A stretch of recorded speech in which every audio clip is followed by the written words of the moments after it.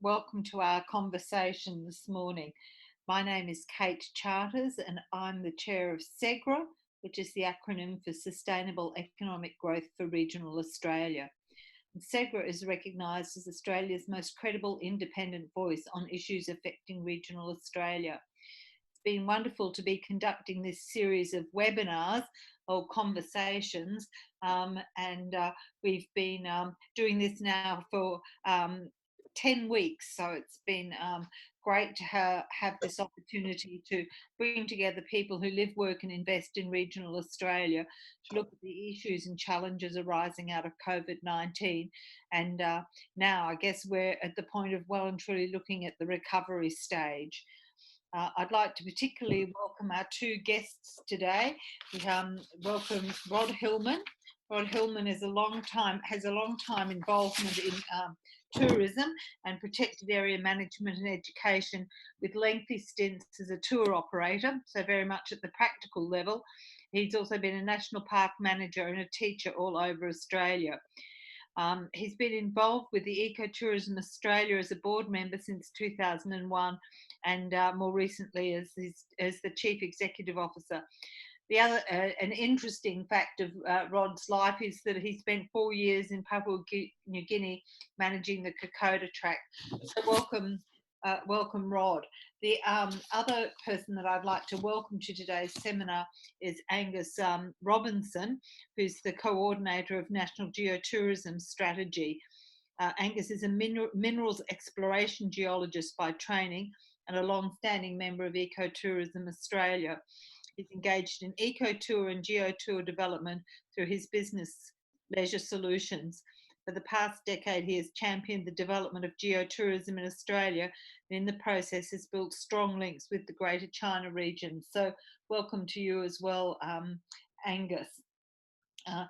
We in this series of conversations, we can't have direct chats with participants, but we strongly encourage you to use the chat box at the bottom of your screen to ask questions or make comments, and we'll do our best to get to them during the session.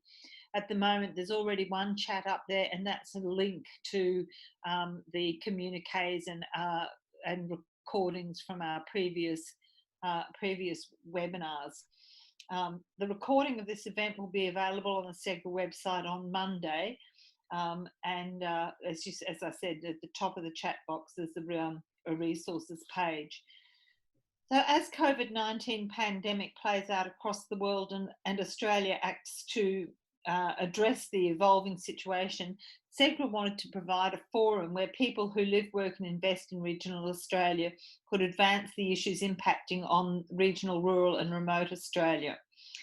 The ideas of this conversation is to assist in bringing together key issues and opportunities while hearing firsthand from people who are tackling the impacts on the ground. These impacts will be across health, the economy, education, business, lifestyle and well-being, to name a few. Each week we build on a diagram that's synthesising the issues that we've been discussed. And I'll just turn to you, Robert, to walk us through the diagram to date. Thanks, Kate. Yeah, I'll just pull up the share screen. And as we all get familiar with the vision we started with about, and we're getting so close now, aren't we, about getting a sense of what post-pandemic regional Australia might look like. So our whole purpose through these conversations has been about looking for solutions once we identify the sort of action areas. And there's been a lot of conversation around that clearly the future and building that transitional bridge for regional Australia will consist of hard infrastructure and soft infrastructure. So there's a lot of consensus around that. As we've gone over the last 10 weeks, we've built this diagram out from right to left. And I just want to talk about the latest addition to it, which came out of our RDA discussion early this week. And out of the communique that Kate just sent out, I pulled out 5 areas that I thought were sort of themes in there that clearly people are saying, now identify your hard and soft infrastructure, but realise both exist. Talking a lot about leveraging place assets and local values. That seems to be getting stronger in our conversations. develop the remote work potential for regional Australia. There's been a few conversations around that. Increase productivity and population, two challenges there to stabilise regional communities. And again, ensure regional collaboration. That's becoming a common theme. You know, just like to say at the moment, as you start to look at this diagram, there seems to be a lot of information there. And just to let people know, one of the things we're already starting on, you'll hear a lot more about this in the next couple of weeks, is that for those that have recovery projects that you really want to kickstart and trying to look at how we can use some of the insights from this to sharpen your projects, to get that sort of agile action plan, we will be making some announcements about that in a couple of weeks for people who have projects, who want to be involved in pushing them forward. And if anyone is out there at the moment, wants a bit more information, please contact me, and you might have a chance in shaping that. But we've got an exciting opportunity coming up in a couple of weeks that'll put to use some of our insights out of this diagram. But what I'll do, Kate, is hand it back to you now. Thanks, Robert. Well, firstly, if I could turn to you, Rod. Well, thank you and welcome. Could you tell us a little bit, I suppose, about what the immediate impacts of COVID-19 were on ecotourism, but also a little bit about where you see the future direction of ecotourism going during this recovery period? Thanks, Kate, and thank you and to Robert for inviting me along to the webinar. And hello to all the SEGRA family out there on that. I suppose to start with a bit of acknowledgement, the state, federal, like the federal, the state and the local governments have done a pretty good job of supporting regions, industry and businesses at the moment. Things like JobKeeper and the PAYG refunds, the release, the waiving of a lot of taxes, the waiving of a lot of charges and these type of things has really kept just some businesses alive, and they really need to acknowledge that. But in a large part, that's kind of the easy part. It's you throw money at this to try and keep things going, but the real challenge is going to be when we want businesses to open up, when the travel restrictions stop, when the social distancing gets relaxed a little bit on that. So when we start moving into this recovery phase, and I think that's where the real challenges are going to be. Ecotourism Australia, we're a membership organisation. We're the industry voice for the ecotourism industry. We've got about 500 tour businesses all around Australia, all delivering high quality ecotourism experiences. In March, when the travel restrictions came in, somewhere between 90 and 95% of all those businesses closed their doors on that. And I've been in this game a long time. I've never seen anything remotely close to what's going on out there. And the big challenge, obviously, is trying to get those doors open again on that. But also, I think it's important that we remember that this COVID-19 has come on the back of massive bushfire impacts. We've got ongoing drought. We've got regions recovering from floods. So this is, although it's massive, it's still on the back of significant challenges and crises that are ongoing in the regions, and we can't forget about those. We still need to address the people who are grieving through those processes, and communities and regions that are still trying to recover from that, and then to have a COVID come over the top, it's just devastating on that. But these travel restrictions and social distancing, they're essential. We just have to accept it, and this is the only way through. You look at what's happening around the rest of the world, countries that haven't done this are really paying the price. Australia being an island, being able to stop people coming to the country. Each state is closing down.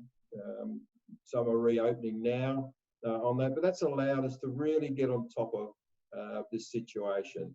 Now talking about the bubble with New Zealand, these kind of quite exciting opportunities, which will, from an international perspective, will be a massive positive for Australia on that. The whole world will be looking around saying, where's safe?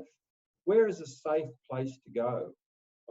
And with Australia, with such low numbers, and a great job we've all done in containing it here in Australia, will really add to Australia's reputation. So we'll come out of this, if we can maintain it and don't get the second wave, we'll come out of this as a fantastic benefits on that.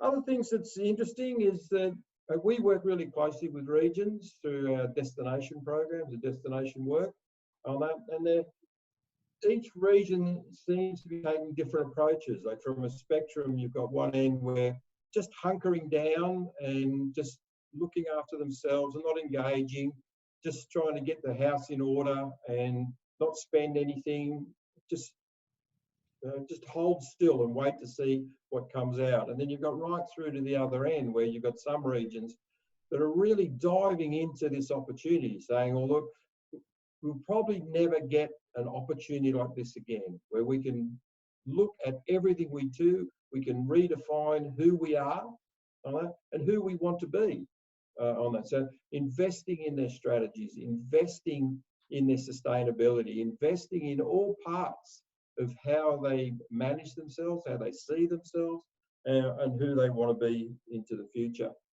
on that. And I think later on we'll talk a little bit more about these recovery techniques on that. But I think, as everyone knows, this is the biggest thing that's happened to us in living memory on that. And Australia is in a unique position to come out of this in a really solid place, giving people what they want, which is safety, amazing nature experiences, and delivered in a sustainable way. So we've got to hold on, hang in there, and make sure when we come out the other side that we've thought it through and we've delivered in a better way than we did it in the past. Hey, Rod, just a question about the ecotourism operators. What's your sense of just how they're surviving financially? Because it's been a while. Is there some real impacts there as far as there will be some gaps in the market? Some of these guys are not coming out of this? Unfortunately, I think you're right, Robert. The doors have closed. We've had probably half a dozen, or maybe more, probably a dozen operators that have opened partially in the last week on that. So different states have got different restrictions in place. Western Australia, there's a little bit more opportunity. South Australia, there's a little bit more opportunity. Some places in Queensland can start doing water sports, so you can do jet skis and kayaks and these type of things. But it's very small numbers, it's small group tours on that. You still can't stay overnight pretty much anywhere on that. Some national parks are opening in different states. So most of our members operate within national parks. So if the parks are closed, they don't have a business. It's going to be really interesting to see what happens over the next 3 months and who can open their doors on that. You'd need to have very, very, very deep pockets to get through a crisis like this on that. Also, you've got to remember, a lot of places have missed not just now, but they missed the whole Christmas season, on like the school holiday period over Christmas. So all the south coast, the east coast of Australia, pretty much all the east coast of Australia from Maryborough south has been under fire. So they lost all that period there. Up the north, they're going to miss their winter season on that because they're just not going to be open. So a lot of these businesses, it's not just this 2 months or 3 months, it's a year. They've lost a year of business, and how they're meant to come out the other side is going to be extraordinarily challenging. You're on mute, Kate. Thanks, Robert. Thanks, Rod, for that. If I could just bring you into the conversation now, Angus, can you tell us a little bit about what geotourism is and where you see it going in the next 12 months?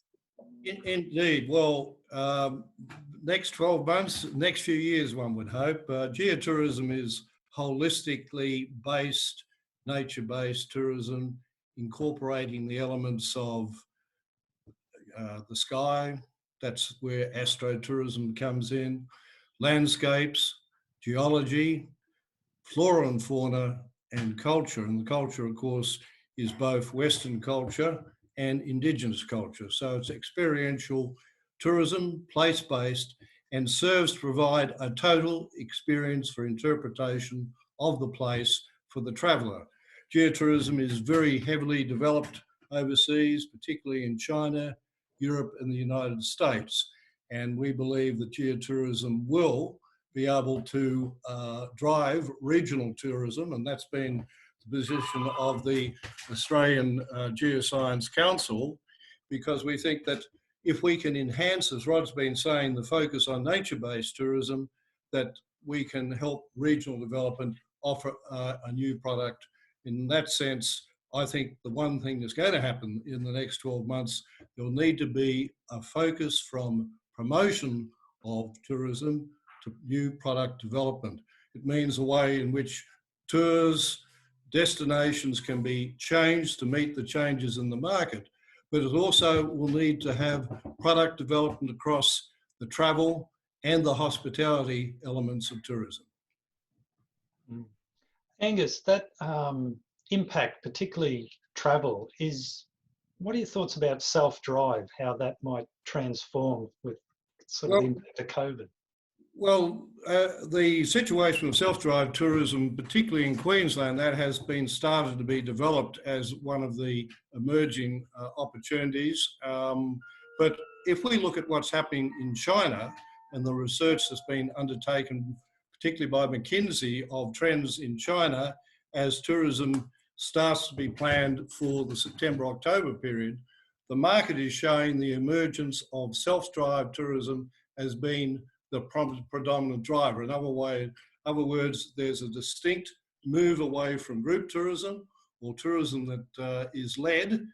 And when you start to think about the move from group to small groups to individuals, a lot of the tourism product we have has localized group tour elements, cave tours, boat tours, and one thing or another, with groups of people. Now, the market's now saying, yep, people don't want to be involved in groups.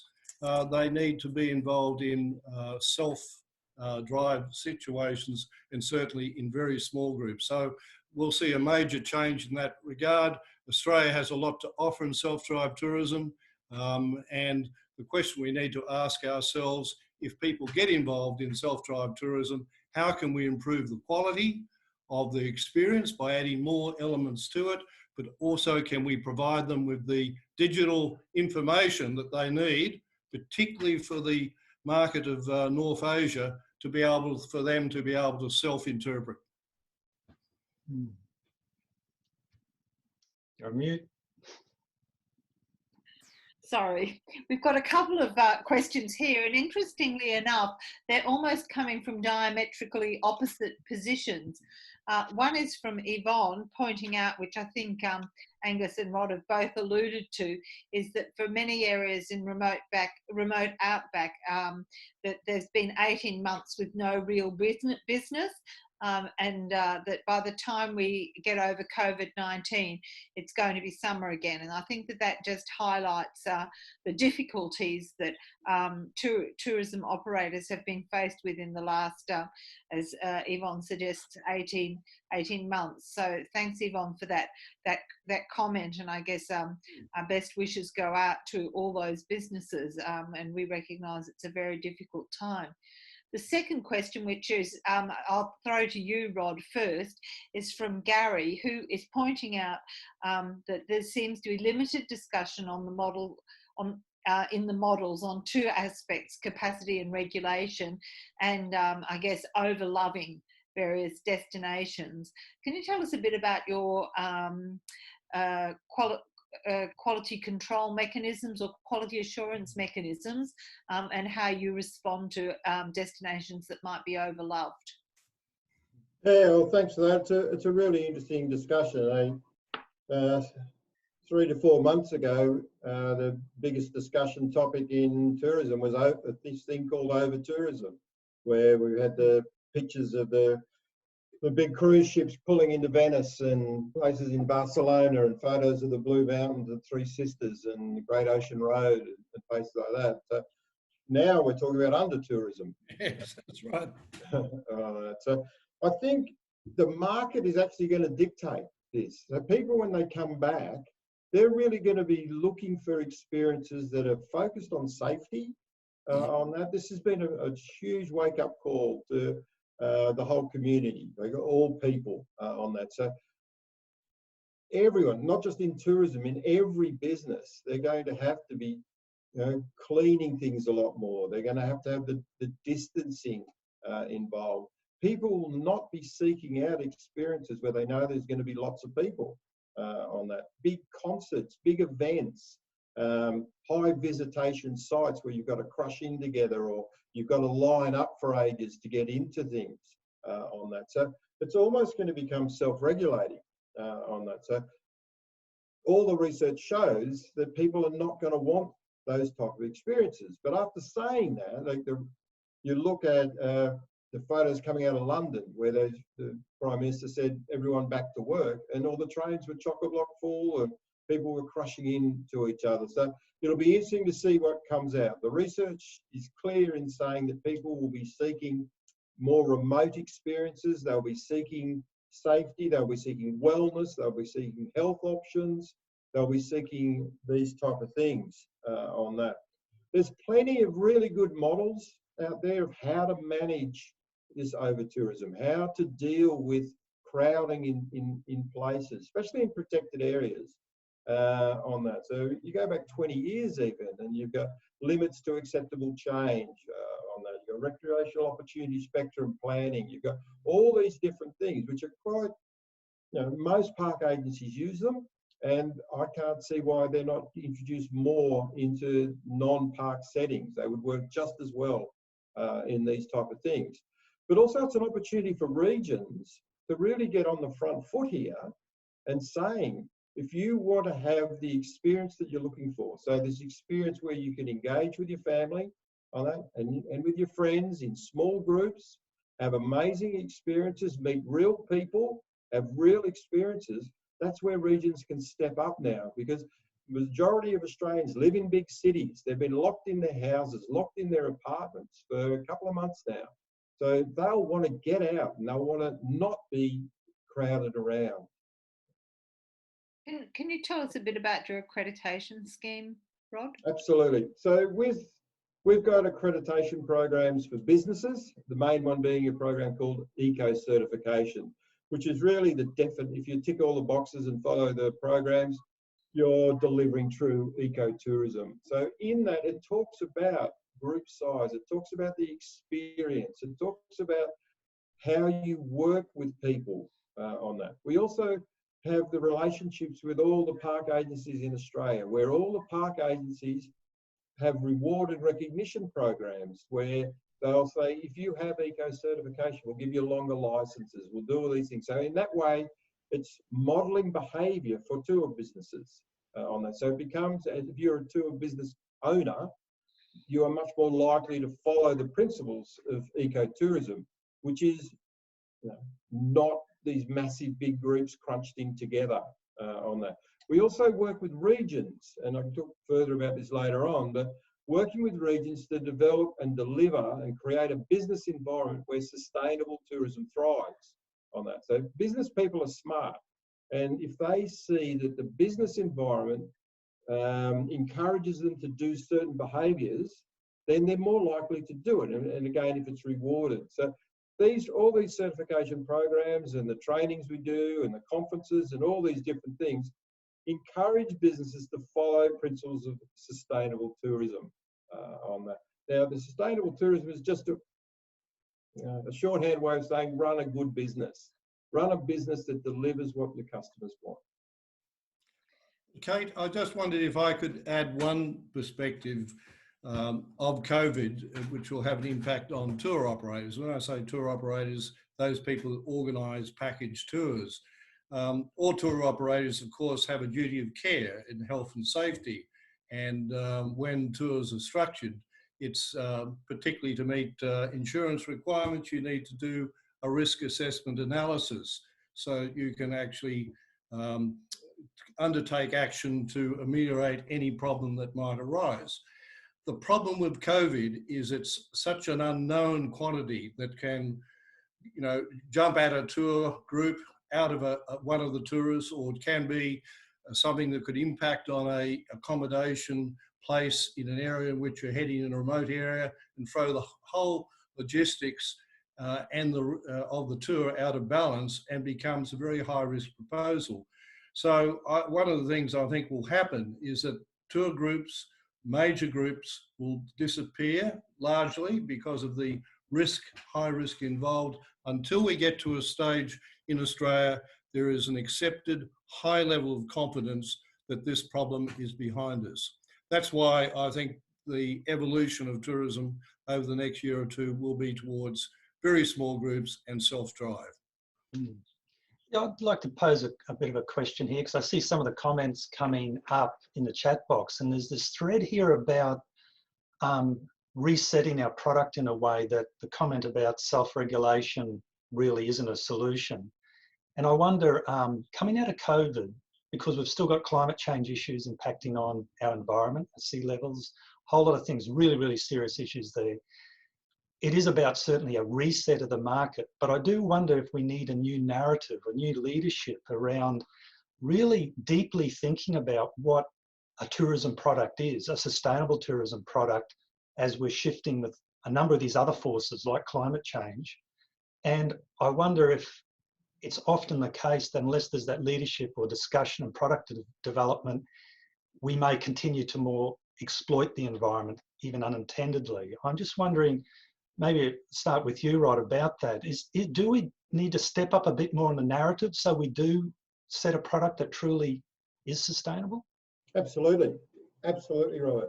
And we've been doing this for nearly 25 years, working with individual businesses to deliver sustainable tourism and sustainable tourism products on that. But as I said, like the last few years, we've been working with regions themselves, with local councils, with RTOs, LTOs on that, to really look at the business environment they're creating. Because it goes back to what I was saying before. If you can create, if the local government sits down and says, right, what do we want our tourists to be? Now, I don't like using the word tourists, and I don't like visitors. I prefer to be thinking of guests. So how do we get guests to come to our region that want what we want on that? So in the same way, when you invite someone into your house on that, you welcome them and you want them to come.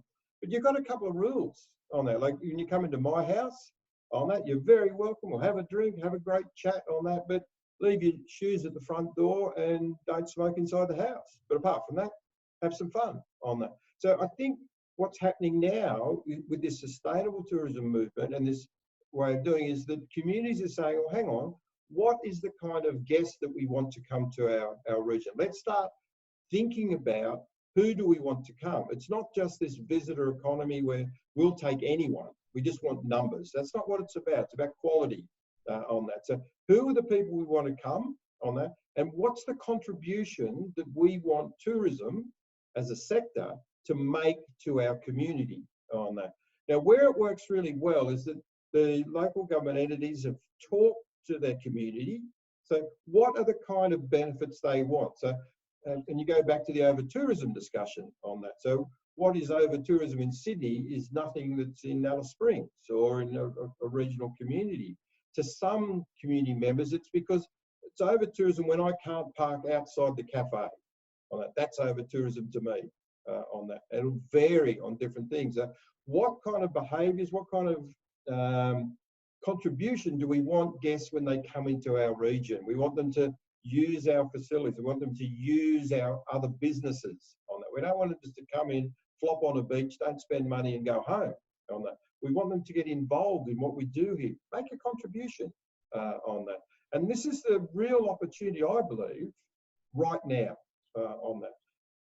Many councils have got the opportunity, and RTOs and LTOs, to really start thinking about what type of guests do they want, what type of experiences do they want to do, and it's start thinking of your region as a personality, so as a person on this. So if you're someone else and you're thinking of your region, try and describe your region as a personality on that. So what kind of personality characteristics are you looking for? So that will then dictate what type of visitor or guest that you'll get coming to your region. And then you can start building in all these, how you're managing climate change on that, how you're dealing with environmental issues, how you're dealing with social issues on that. How do you get your businesses in your region to buy locally, to employ locally, to make contributions to outside of their sector? So each business is adding more to your region than they're taking on that. So do you want businesses that are based there, or do you want businesses that come in for the season and then leave? Starting to think through these as well as you can, and you can build rewards and incentives into how you do it. Like we've just completed a whole lot of work up in Douglas Shire, north of Cairns on that, and they're now an eco-certified destination on that. So we've worked with them for about 18 months, and it's been a fantastic experience on that. COVID's kind of put a halt to it, but they've created the situation where they're encouraging businesses to be sustainable on that. And it doesn't cost the council anything. They're doing a whole lot of policy shifts, extra promotion, providing exclusive access to different things on that. So they're shifting business behaviour through this. And as a direct outcome of this, they've got a whole lot more ecotourism product. There's 6 new businesses that have started up there based around this ecotourism, this sustainable approach on that. We're doing this all over the country, and it's the real opportunity that the councils, LTOs, RTOs can take out of this. I wonder, following on from that, and I'll probably throw this to Angus to respond to, it does seem then there's going to be a real economic cap to a post-COVID tourism strategy, because if you're layering all these other challenges on it, it's interesting, you're really alluding to the fact that, hey, there's only going to be so much access and therefore so much economic impact, and maybe we need to really think how we leverage or spin off the economics. But maybe for the first time, tourism as an endless commodity is being thought of differently as far as being real limits. Angus, your thoughts? Well, the way I look at it is that tourism needs to be understood as being a major development of regional development, along with the mining industry and agriculture. And that's the way in which, particularly in Northern Australia, they're looking at the 3 elements. Interesting, there was a Senate committee inquiry recently where they were looking for creating jobs in regional Australia. Now, what was really surprising, there was very few submissions by tourism bodies around Australia into that inquiry, and all they focused on was what are they going to do in coal areas instead of mining coal. And tourism just wasn't really considered by the committee as being a principal driver. I think that what needs to happen, and it's been a long-standing problem in this country when you compare our country to New Zealand and parts of Europe, is we need to move from spending money, constant money on promotion. We've got all sorts of organisations at various levels promoting regional areas, and we're not looking at the challenge of product development. That's not only the product that people come to see, the destination, the experience they wish to have, but the quality of the travel and the accommodation and cuisine component of it. Big problem in regional Australia that the experience is more often than not let down by poor quality travel and hospitality requirements. Thanks for that, Angus. And Angus, you will be aware of this because we had someone speaking at SEGRA referred by you, but Guy is noting that there are self-drive geotourism products being developed in New South Wales by the Geological Survey of New South Wales and partners. And I think that this is one good example of development in the geotourism space. Absolutely. Well, you know, this is the obvious opportunity. You have a journey. A Geo Trails essentially a experience that can be undertaken by tourists to take people from point A to point B, and to, along that journey, enjoy accommodation and other experiences along the way. The challenge in Geo Trails is to say, what is the content that people want to learn about as they take that journey? And certainly the Geological Survey of New South Wales is now starting to work with other stakeholders, national parks, Indigenous groups, to start to build the content into geotrail development. And geotrail development can be at a local level or it can be across the country, and really very much in line with what's happening elsewhere in the world, particularly in Canada, where the geotrails have been seen to be a great experience. People get in their car, they're provided with information. By the time they complete the journey, they really feel they've learned a lot about that particular place. Rod, what's happening in your space with self-drive tourism? Yeah, like Selfdrive's always been there. I think that once the doors start opening, and like I'm sitting here in Brisbane, and this weekend in Queensland, people are now allowed to drive 150 kilometres. We're not allowed to go outside of Queensland, but Queensland's a big place, so people will be jumping in their cars, and like Brisbane people will be going to Gold Coast and Sunny Coast and up into the tablelands this weekend, and it'll be the first time for a very long time on that. But once the barriers come down, the self-drive is really going to take off on that, and destinations that have got themselves organised with good driving routes that are clearly articulated, like with good maps, with places to stop, driving times, these type of things will do really well out of that, because that's the pent-up thing. Now, the first people out the door will be like the visiting friends and relatives on that. They'll want to get their family together. They'll probably want to go first up to go and meet other family members who are an hour away or 2 hours away or 4 hours away or whatever it is. So they'll be going there, and then so places that have ambassador programs on that. So I live in a regional place. I have my family and friends come and visit me. What have you built? What's the region built in for that person to show off their region on that? A lot of places do. Like if I live in this place, I get free access to the tourism enterprises if I bring people from other places on that. So it means that I'm encouraged to take my visiting friends and relatives to the different businesses that are around the place. But back to the self-drive, Angus has got a product that's based around this down in Gondwana rainforest area and Scenic Rim and these type of things. Been doing it for years. Like there's lots of really good product out there, but it's linking the RTO from one region to another region is a big challenge. RTOs quite often, this is our region, we're not going to talk about anywhere else. But this idea of linking region to region, I think, is a huge opportunity of getting these together. You've got marketing cooperatives like Sydney to Melbourne Drive Trail on that, which goes along the coastal road. Now, I think initiatives such as that will really take off over the next 3 to 6 months. And more of those type of experiences is what the market will be looking for initially. And then tagged along that will be the opportunity for the small tour businesses, the accommodation providers, like tapping into these drive trails so they can link it up together on that. So as I'm driving along, I know there's a really good nature-based experience I can see when I get to Eden. I can go across to Malakuta and there's a great accommodation provider there. I can get down to the Great Lakes and I can hire a boat and go and do these type of things. So the road's not enough, but the trail's not enough. It's got to link all the different products. So instead of saying, oh, I could do that drive in 2 days, you're saying there's no way I could do that drive in 2 days. It's going to take me 7 days.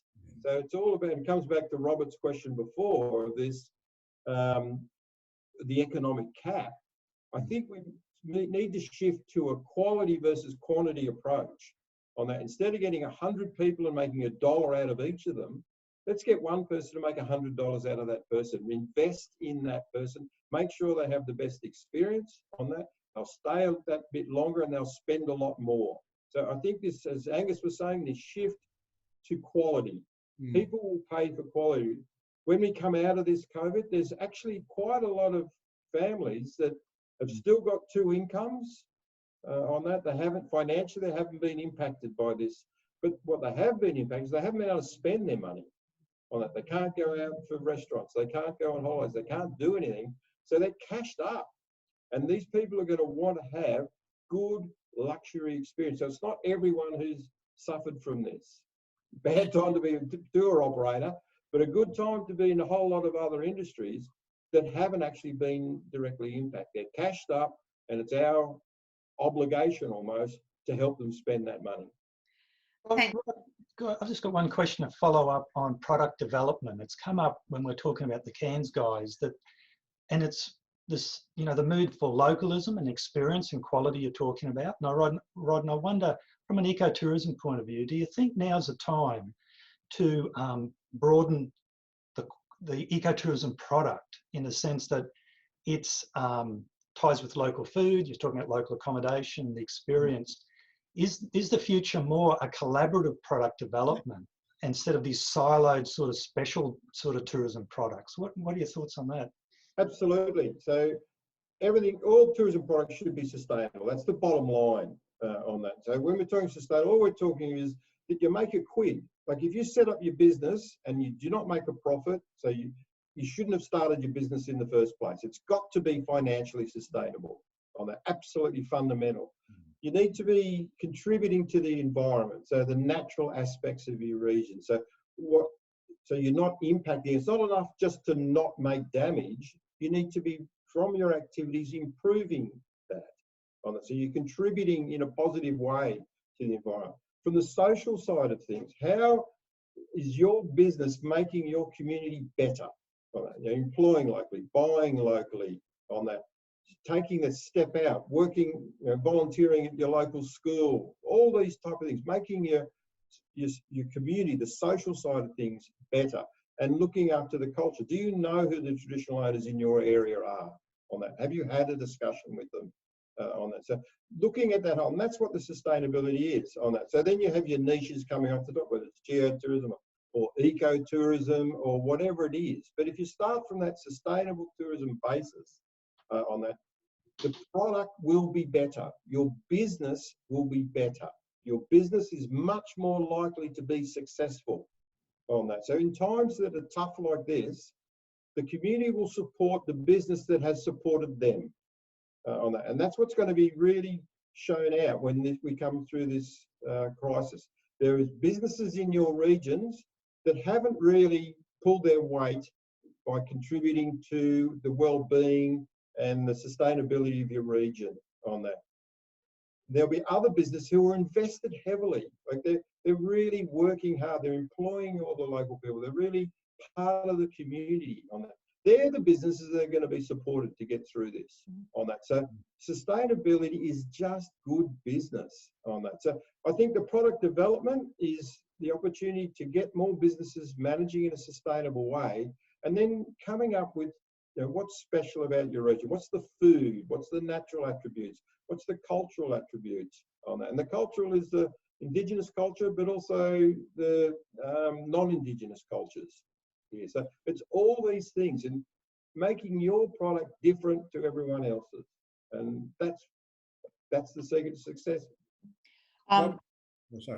Sorry, I just got a question that's come through from a couple of people for you, Angus, which is, do you see an opportunity for tour operators which traditionally were in groups pivot to Tagalong tourism? So can you talk a bit about Tagalong tourism? No, I'm not familiar with the term. What do you mean by tag-along? Yeah, I'm not sure. I thought there was something you... Maybe I could talk to it, Kate. Okay, Rod, thank you. Tag along is where you've got, most commonly done with four-wheel drives. So there's a group of us, like 6 to 10 four-wheel drive owners on that, and we will tag along with an experienced, knowledgeable, capable driver of their own vehicle. So companies are set up to have these high quality drivers who have their own car that head off and people follow them. So they tag along. It'll be 2 to 12 day experiences, and the tour operator organises the itinerary, where they'll stop, brings the food and organises the whole experience Well, the answer to that question is absolutely yes, because from a risk assessment viewpoint, if you have a driver with a couple in the car, or even two couples in the car, the risk of having a problem relating to COVID is very low. So the idea of being able to grouping several of these operators together in a coordinated tour makes a lot of sense. So that's really a way in which the product can evolve to accommodate that very practical way of addressing this move towards people feeling safer in small groups. You know, husband and wife, no problem. Maybe husband and wife and another couple, because they know one another, they're quite happy being together in the one vehicle, that's fine. But people don't want to get into small mini buses or the big buses. That's the big risk. And that situation won't change until there's now 100% confidence back in the market. Yeah, it's also interesting to note with the tag along, it's not just four-wheel drives and cars on that. So there's bicycles, like there's tag along bicycle tours, there's sailing, so you can yachts tagging along to do that, inland waterways on that. So any kind of transport on that, you can adapt to tag along. And I think it's a really good way for the future. And may I add, in that respect, you're talking about bike trails. One of the opportunities for Geo Trails is look at a lot of the bike and old rail trails that have been developed around the country. If we can add better quality content to those trail experiences, the visitors will go away understanding that they've enjoyed a great story about that particular place. So that's where Geo Trails can merge into the concept of bike trails, rail trails, etc. Look, as always, we run out of time. It's been a fabulous session. I'll give each of you an opportunity to make some closing remarks, but I just want to share this comment from the chat room that in New South Wales there's a problem in some areas where councillors are limiting access to facilities and environmental areas and beaches for locals first. So I thought that's a very interesting comment, and it gets back to the overloved tourism that we talked about at the beginning. But Angus, I'll just turn to you now for some final remarks. Yes, indeed. First of all, I'd like to make reference to the National Landscape Program, which Rod and I have had a particular close and long association with. We'd like to see that program reactivated. There's 16 iconic areas around Australia which have been regarded as world-class areas, and they've been supported by community groups working with tourism. We need to convince the government to get back and reactivate that program. Secondly, I'd just like to make a couple of predictions. First of all, regarding the way in which tourism will evolve internationally. I've been having a close look at Amazon. Amazon is a company that wants to own all experiences of the consumer. It's my view that Amazon and Alibaba could well move in a significant way into the tourism industry and flatten the supply chain internationally. Watch that space. I think it's a good chance that that could happen and could become a new driver for as we move from domestic back into international tourism.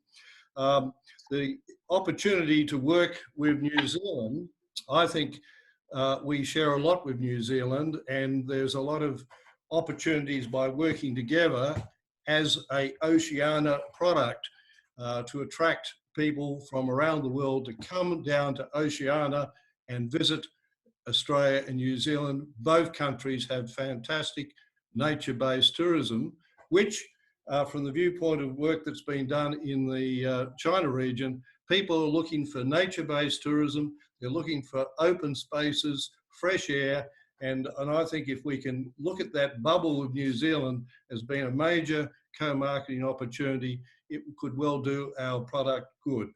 So they're just a couple of thoughts I might like to leave with you. Thank you very much, Angus. Rod, have you got some closing remarks? Yeah, I suppose it comes back to the old adage, never waste a crisis. This is kind of as bad as it comes on that, so you've got to make the best you can out of it on it.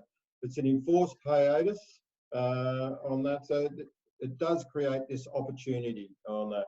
And the phrase that's being used by just about everyone, and we strongly support, is this build back better on that. So look at everything you do, take the opportunity to say, right, look, it's not just get back the way it was before. You talk to any community and everyone's been there, whether it's a bushfire or a flood or some kind of emergency, the first reaction is to rush back in and get everything back to be exactly as it was before the event on that. Now, rarely is that the right thing to do.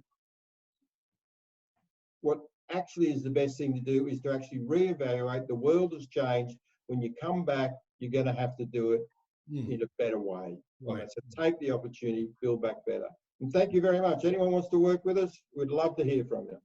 Thanks, Rod, and thank you, Angus, again.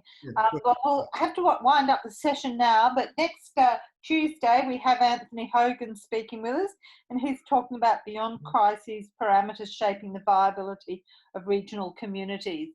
If you'd like to follow up anything from today's webinar, my email is kate@segra.com.au and Robert's is robert@vitalplaces.com.au. We'll send out the recording and a communique on Monday. Thank you all very much for your participation.